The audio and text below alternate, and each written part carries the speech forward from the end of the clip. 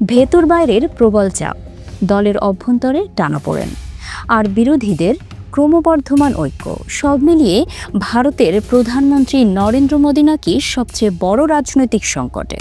দেশ জুড়ে চাঞ্চল্য ছড়িয়েছে তার এক মন্তব্যে। কৃষকদের স্বার্থ রক্ষায় চড়া মূল্য দিতে হতে পারে বলে সতর্ক করেছেন মোদী।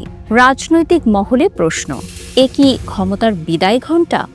মার্কিন প্রেসিডেন্ট ট্রাম্পের 50% শুল্কের বোঝা, কাশ্মীর ইস্যুতে অস্বস্তি, আরএসএস এর চাপ, উপরাষ্ট্রপতি ধনখড়ের পদত্যাগ সবই যেন ইঙ্গিত দিচ্ছে বিজেপির মুঠো আলগা হচ্ছে। রাজস্থান, হরিয়ানা, উত্তরপ্রদেশের জাট মহলে ক্ষোভ, উত্তর পূর্বে পদত্যাগ, অস্বস্তি বাড়ছে পদে পদে। এদিকে রাহুল গান্ধীর নেতৃত্বে ইন্ডিয়া জোট নির্বাচন কমিশনের বিরুদ্ধে রাস্তায় নেমেছে। 1 সেপ্টেম্বর পাটনায় বিরোধীদের মহাসমাবেশকে ঘিরে বাড়ছে উত্তেজনা।